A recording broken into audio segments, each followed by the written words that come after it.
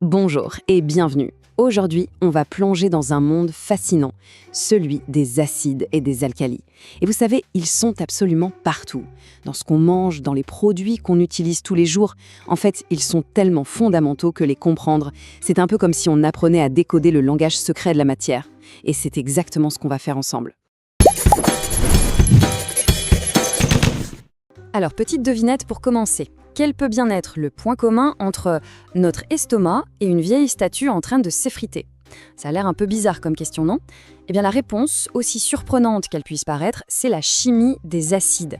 Et ça nous montre bien à quel point ce sujet est vraiment au cœur de notre monde.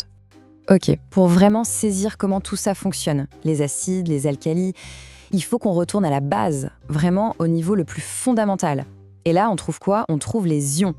Pensez à eux comme les briques de Lego de toute cette chimie. C'est avec ça qu'on va tout construire. Alors un ion, c'est quoi au juste? En fait, c'est tout simple. C'est un atome qui a une charge électrique. Pourquoi? Parce qu'il a perdu ou gagné un petit quelque chose, un électron. Si on perd un, hop, il devient positif et on l'appelle un cation. Si en gagnant, il devient négatif et là, c'est un anion. Et c'est cette petite charge, plus ou moins, qui est la clé de tout. C'est elle qui va dicter toutes les réactions chimiques qu'on va aborder. Mais ça se complique un tout petit peu. Parfois, ce n'est pas un seul atome qui a une charge, mais tout un groupe d'atomes qui se mettent ensemble. Ils se lient et tout le groupe porte une seule et même charge. C'est ce qu'on appelle un ion polyatomique. C'est vraiment comme une petite équipe soudée qui agit comme un seul joueur. Et justement, parmi ces équipes d'atomes, il y en a deux qui vont être les vraies stars de notre histoire. D'un côté, on a l'ion hydroxyde, OH-, et de l'autre, l'ion nitrate, NO3-. Retenez bien ces deux-là, parce que ce sont les personnages principaux de notre récit sur les acides et les alcalis. Bon, maintenant qu'on a nos briques, nos ions, il est temps de construire quelque chose, non? Allez, on commence par les acides. Je sais, leur nom peut faire un peu peur au premier abord, on s'imagine des listes à apprendre par cœur, mais en fait non, c'est bien plus logique que ça. C'est comme apprendre une nouvelle langue, il y a juste quelques règles de grammaire à connaître. Alors, la définition d'un acide, au fond, c'est simple. C'est une substance qui, une fois dans l'eau, va libérer des ions hydrogène, des H+. Et c'est ce tout petit ion, ce H+, qui est le grand responsable de tout. Le goût piquant, la capacité à ronger les métaux, tout ça, c'est lui. C'est de là que vient toute la puissance des acides. Ok, pour nommer ces fameux acides, il y a une question toute simple à se poser dès le départ. Est-ce qu'il y a de l'oxygène dedans, oui ou non? Cette simple question nous sépare le chemin en deux. D'un côté, les acides qui n'ont pas d'oxygène, de l'autre, ceux qui en ont, qu'on appelle les oxyacides. Et bien sûr, chaque chemin a ses propres règles du jeu. Et pour les oxyacides, justement, voici la clé du mystère. C'est juste un petit jeu de suffixes, une sorte de code à connaître. Si l'anion d'origine se termine en -ate, alors l'acide correspondant se terminera en -ic. Et si l'anion se termine en -ite, l'acide finira en -e. Vous voyez, c'est une petite astuce toute bête, mais qui débloque absolument tout. Allez, on essaye. Prenons l'ion nitrate. Ça se termine par -ate, on est d'accord. On ajoute de l'hydrogène pour faire un acide et, abracadabra, le nom devient acide nitrique. Le ate est devenu -ic. C'est aussi simple que ça. La logique est parfaite. Attention, il y a une règle d'or en chimie, une règle qui ne change jamais. La nature cherche toujours l'équilibre. Elle déteste le désordre. Une molécule d'acide, au final, doit être électriquement neutre. Sa charge totale doit être de 0. Ça veut dire quoi? Ça veut dire que toutes les charges positives des ions H+, doivent venir compenser, pile poil, la charge négative de l'anion. C'est un équilibre parfait, une danse millimétrée. Bien, on a exploré le monde des acides. Mais comme dans toute bonne histoire, il y a toujours un opposé, un alter ego. Il est donc temps de rencontrer leur contrepartie chimique, les alcalis. Là où les acides libéraient un ion H+, les alcalis, eux, font exactement l'inverse. Ils libèrent un ion hydroxyde, OH-. C'est ça, leur signature. C'est de là que viennent toutes leurs propriétés si particulières, comme cette texture un peu glissante, presque savonneuse qu'on leur connaît. Et pour ce qui est de les nommer, là, franchement, c'est encore plus simple.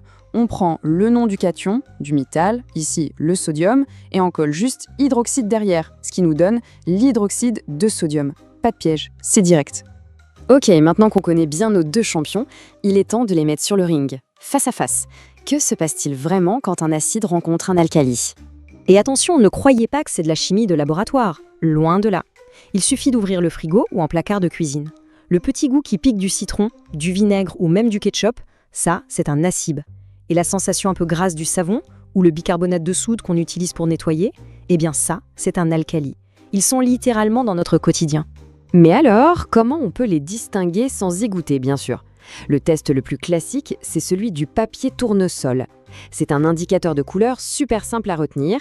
Les acides, on peut penser à leur côté un peu agressif, font virer le papier au rouge. Les alcalis, plus basiques, le font virer au bleu. Acide rouge, alcali bleu. C'est le code couleur de base de la chimie. Alors revenons à notre combat.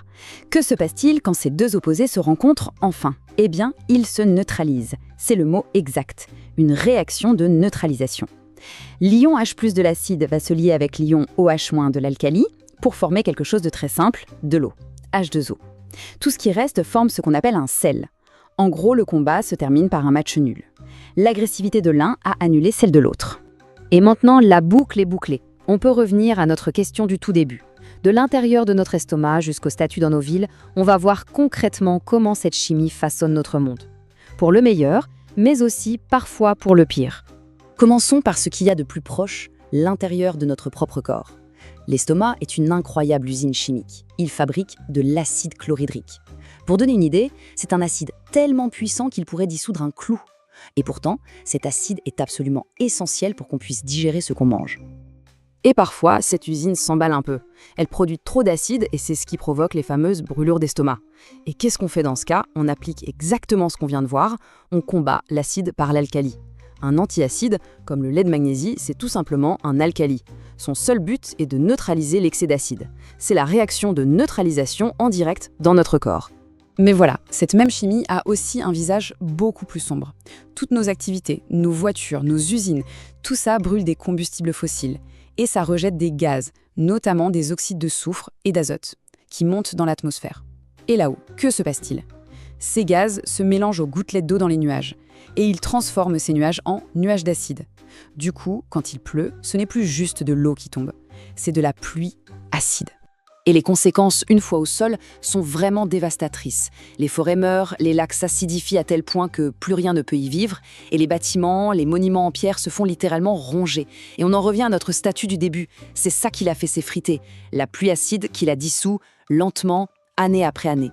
C'est incroyable de se dire que c'est le même principe chimique qui nous aide à digérer, qui, à une autre échelle, est en train de détruire notre patrimoine.